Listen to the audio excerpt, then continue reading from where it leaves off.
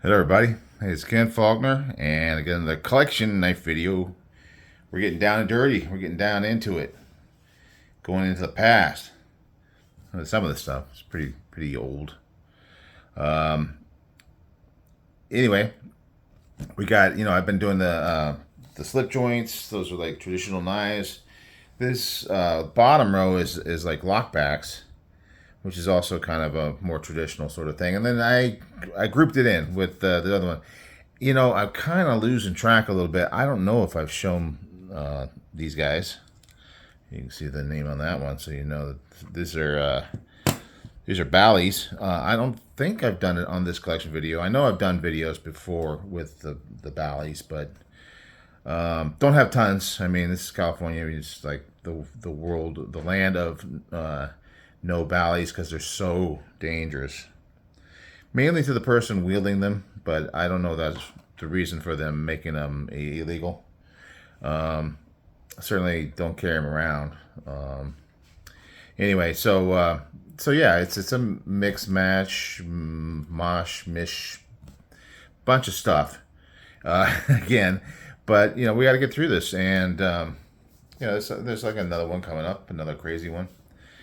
We'll get into some really higher end stuff. I talked about that, and then we'll be done. We'll be done with this big collection video. Probably won't do it for another couple of years. Assuming I'm still doing YouTube at that point. That's the plan. I mean, I'm not getting tired of it. I mean, I know I'm kind of lazy about it. Don't do a lot of to advance the channel or anything like that, but that's okay. I mean, it's just, I feel like I just don't want to get on board. I don't want to like get into that grind where you're just you're trying to get followers. Well, that's Instagram, but you're trying to get a bunch of people to sub or whatever memberships. I don't even have memberships yet. That kind of stuff. Anyway, so these are like the lockbacks. This is kind of from back in the day when, as far as the lockbacks, it's just about a knife that cuts. I was from the early days. It was kind of like into like whittling and things like that, cutting stuff and using for work and whatnot. So this one's Woodcraft. I ended up getting this from a family member, and I don't know tons about it. Sarge is I believe is the name of it. I kind of try to look these things up, but sometimes it's hard to find information. 440 stainless from China. Actually, not too bad. I mean, it's a little bit of wobble on this thing, but when I was getting these knives, it's like I didn't know about blade play. I didn't know about action and have flicking it open and that kind of thing. So I mean, a lockback was fine. I didn't, two hands with a knife. I mean, I can't really get this one open with one hand, but I'm working on something. I get the knife out with two hands. I have two hands, and that's the way I saw things back then. It's kind of cool. I wonder if that's like a nickel silver or something. Could be stainless. I don't know, but it's really actually a pretty sharp knife. I was actually just using it on some stuff. I don't break them out very often, so I figured I'd use it to cut some stuff. It's got a little hollow grind on there, So very much it's got that buck. There you go, buck. Kind of look. I do have it in a case that didn't come with it, clearly, because it's a case. A friend of mine at work, he got one, he ordered it, and then realized it wasn't the right size. He knew I was into knives, so he probably said, hey, rather than me sending it back, you got a use for it? Yeah, look at that. It fits just right. So it's a mixed match, right? Case, belt pouch, right? Put your belt through there. Okay, I'll carry them occasionally, just for nostalgia. From the day. This one I got on Amazon. It's kind of cool because I was, I'm just trying to find places to put my knives, and I like to carry them, even if they're not anything special. This has got the, it says Bear Claw, but it's frost cutlery. You remember frost cutlery? If you know frost cutlery, you're old as dirt, right? This is the kind of things they say. This one has it's Japan and it's surgical steel. That is so familiar to me from the early days. You know, that's what we knew. That's what we were like going, man, they use this for surgery. It's got to be good. Frost cutlery. Got some little pizzazz here. This is the early version of fat carbon fiber, but it's like wood. I don't. I think they dye it. I don't know how they do the. I probably should. I think I tried to look it up at one point. I don't think that's a natural thing to have like a green in the middle of with a red and a yellow and all that stuff. But they may dye the layers or whatever. I got another knife like that here, and we'll show that in a minute. This one's got some serious blade play. Not really so much up and down, but side to side. Side to side. Not bad, but I don't think I do surgery with this one. Definitely looking like a buck 110 kind of. But back in those days, it's like everybody was making their knives look like Buck because Buck was the man. Buck was the ultimate in the back in the day. And you know, you carry these things around now. This is not a Shieldon knife, but you know, Shieldon, if you've ever bought them, I don't know if they still do this. But this was the pouch they had, and you know, you have like those zipper pouches, most of them doing. They were putting them out in these things, but the thing is, they had clips on the knives. So I mean, and it's got a little thing so you snap it on your belt and all that stuff. Kind of cool, thick material. So I reuse it. This is an interesting one, very interesting one to me. Look at that thing. Now, this is just a cool story. First Blade Show, Long Beach, they decided to do it and then decided never to do it again. Long Beach, California. And I'm going through there and I'm seeing this old guy, and he's got like these little like rabbit skins and stuff hanging off his table. He's got this littlest table that you could possibly have. And it's an older gentleman and clearly his wife with him. And he's sitting there, but he had these things out on the table, and it's got all these like, I don't know if I'm thinking that's bone, and he's got like a pivot that has like a little plug over the top of it that matches. I don't know if it's G10 or wood, probably wood, because this is definitely wood. And then I don't know what he's doing with the laminations and stuff. This guy's obviously a craftsman. And now I don't know that he's professional. He did have his own little laser etching thing, and it does say, if I can read it, W.L. Ross. And I tried to look it up. You know, I couldn't find anything. So this guy's probably just building this stuff in his garage, but it is Damascus. And this is nothing special about the Damascus. And it, like, I don't know if he didn't do the acid, ferrochloric acid, long enough or what it is, and you know, but you can see it's got layers. Maybe he didn't even bother, you know, he was just doing it for his own sake. It kind of seemed like he was making knives for himself, maybe for friends or something like that, and maybe he wasn't too happy about the way the show went. He said he wasn't coming back again. But I just, you know, I thought his stuff was so cool. I mean, it's chunky in the hand, very filling. You can't really even get your fingers together, but man, it actually feels comfortable.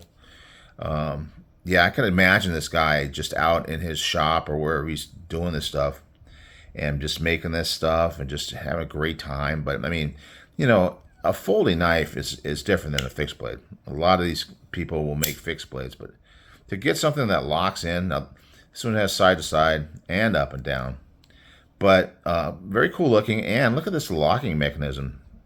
He's got like this laminated wood stuff. You know, it's got liners on it and all that stuff. It's just well put together. This guy's clearly a craftsman, you know, that is making things. I don't know if he's ever sold any of them other than at the show. I have no idea. But clearly he's done. I mean, it's not super rough. I mean, there's like little marks here, but it's clean and it feels good. Yeah, so it's pretty cool.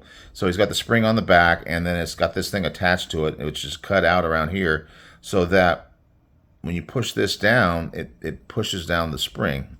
So I'm going to put this where you can see it. You can see how that pushes the whole back spring. And that's that backlock mechanism.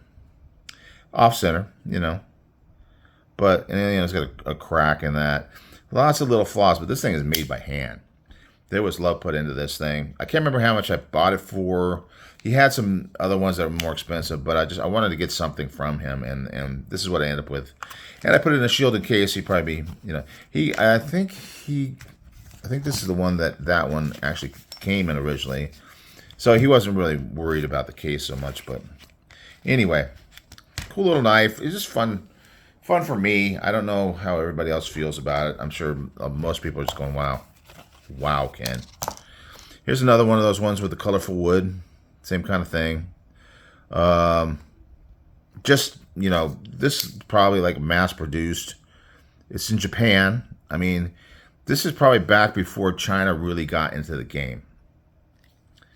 Japan was the one that was making all these kind of knives and things like that. And it is also surgical steel. I told you that was a thing back in the day. And I didn't know. I mean, I know people say nowadays that surgical steel, you see that and, run away screaming. But it never really bothered me. I'm not, it's kind of it's got a little more flair than just a regular buck shape. Clippy point, kind of like a Bowie style. This is me, right? This is me. A lot of people love that straight handle. I love that curved, and it just in my hand. It feels so good. That's me. I'm sorry. I mean, why do I apologize for being me, or just being honest that that's what I like, But I know that other people don't, and I have no problem with that. They don't have to say sorry to me for that. I'm perfectly happy with people having their preferences, but I love it. It feels really good. It's kind of funky how it's so thin down here, and yeah, it's got like the bolster thing, but it's just really thin. Just two slabs there, the liner, and then the wood over this portion. But it feels good. It actually works. It works, and definitely you use this knife just to cut. You can see the old pouch. This is like one of the older ones that I had from way back in the day. This is the original pouch as far as I can recall, but And then there's the Buck 110. I had to have it. I had to have the Buck 110. I don't have a lot of Bucks. Of course, this was clean and pristine when I first got it. Now it's got a lot of markings on it. But I don't feel like you want to just baby this knife. You want to have it and use it. So, yeah, I had to have it. This is the legit 420 stainless. I believe this one is USA made. Yeah. The Buck 110. Yep. This is the real deal now.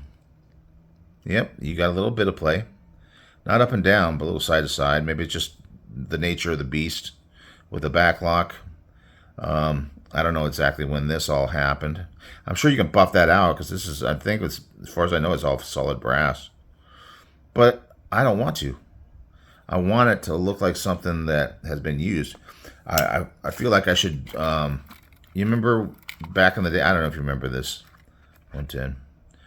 Back in the day when they used to like get brand new jeans and then you'd like tie it with a rope onto the bumper of your car and drive down the street in order to stonewash the jeans or whatever you want to call it. I feel like I want to do it with this pouch because it's pristine. I mean, I have used it. I mean, obviously it's not. It's kind of dirty. It's got some. When you look real close, it's got some marks on it. But man, it's some tough leather that they made this thing out of. So anyway, yeah, I just love this knife just because of it says sheath made in Mexico. Oh, come on, guys. No, that's okay. I'm all right with that. But anyway, Buck 110. So I have one in my collection. It's official. There's certain knives, and I don't have all of those knives that you have to have in your collection, but I try to make sure I do that. Another shield and case. Obviously, it's not meant to carry this kind of knife. I kind of figured that I could, just today, I just figured that I could tuck that back in there, and, rather than just like having it sitting like this. Now, this is the Bally. Yeah, not just any other not just any Bally. It is a trainer Bally. I'm talking about side to side on that thing. Wow. It says Moonboat on it. Yeah, so, this is great. I could actually flick this around underneath the camera and not have to worry about damaging myself. Too bad. I don't have enough room. I gotta kind of clear it. Even so, I still have to go around this post thing here. But, you got this is the live part of the handle. That's where the blade side is. So you have to, if you're getting brand new into it, you have to know that they have this little mechanism that locks it. And that's all great and stuff. But you also have to know that that's the side you want to swing around, because when you come back here, you don't want the blade side chopping your fingers off. You want it up here on this side. So that's what you want. And, I'm okay. When I was younger, I used to be pretty fast and stuff, and never really got into the crazy tricks. But I just wanted to be able to do that, and maybe up and down and stuff like that. I can't do it under the camera. But yeah, and wanted to imagine myself in a knife fight. Maybe that's why they made it illegal, because too many people were imagining that they were like in some kind of knife battle using this crazy, it's kind of like nunchucks. It's like, yeah, it looks cool, but really, do you really want to do this if suddenly it's a knife to knife battle? I mean, let alone if someone's got a gun. I mean, it's just like, well, you're gonna do this. By the time you flick it out, you're what happened. But anyway, yeah, it's just fun to play around with. You think, oh yeah, I'll swing this out, bam, smack him in the head, and then I'll come back around, and then I'll slice him, and something like that. Just kid stuff, or big kid stuff. But yeah, it's really, just made well enough to be able to train with. This is a fun trainer here. I guess I can do that. This is a fun trainer. This is Squid Industries. This is more legit. This is like the guys that actually learn how to use them might use something like this, because it's made out of plastic. It's not trying to look like anything. It's just functional, and I think it's a better, size and thing. And, if you want to, there's like some little minor tricks that I played around with, but I can't do it on the camera. And even if I did, you would not be impressed.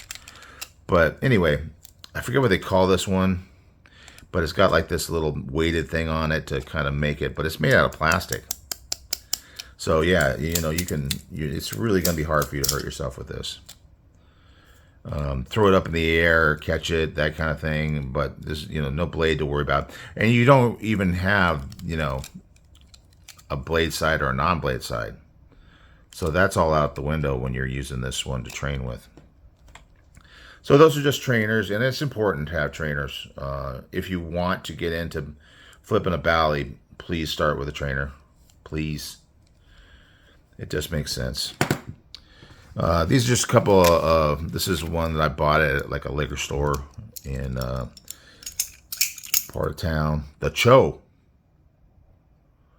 It says it's made in what's it say? Miami, USA. So I don't know, maybe it is.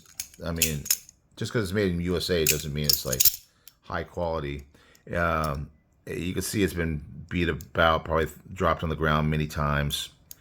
It's got these little scallops, and it's very shiny. Probably, what's that stuff that you put on a bumper? You used to put on a bumper back in the day. Chrome. It's all chromed out. This one is saying it is made of, it's Japan steel, 440 stainless. But it says it's made in the USA. So I don't know. I don't know what to believe. And it has Cho on it, which looks like, and this looks like Chinese. So it really doesn't know what its identity is. And that's fine. It's pretty cool. I like it. I like that I can swing it around, not trying anything too fancy and not like cut myself up. This one's kind of cool. I like this one. This one is a USA made, and it is from a it's from Bear & Sons, Bear MGC USA. I think it's not. It may not be Bear & Sons. Anyway, I looked it up, and you can actually buy this off of their website. It is a. I mean, maybe they sourced out parts from various places. Who knows? But what I like about it is it's a chisel grind. You see that? You got the bevels on this side, and it's flat.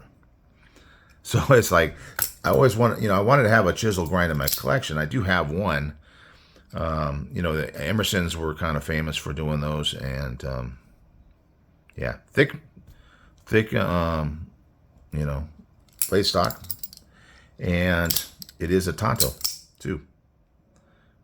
So yeah, it's kind of cool. Pick this one up in Arizona, where you can buy them. Yeah, I just don't get it. I don't get it. What's going on? But there you go. Another quick mix one. I don't want to spend tons of time, but I do like them, and I do like to talk about them, and I wanted to share them. And we are going through the collection, so the good, the bad, the ugly, the cheap, the great value, medium price, the super expensive, the maybe way over expensive. I don't know on some things, but we're going through it all. So I think the next one is going to be big old monster swords and axes and crazy stuff. And I'll try to, if this is painful for you guys, obviously you don't have to watch it, but it won't be long. I don't have a ton of this kind of stuff. It's just stuff that's still hanging around, and I still love it, but it hangs around. It doesn't get carried a lot, but it does get carried. Not these. They don't get carried, but they get played with. So good enough. All right, guys. Thanks for watching. Enough talking. Let's get it right, Ken. Thanks for watching, and I will see you on the next one.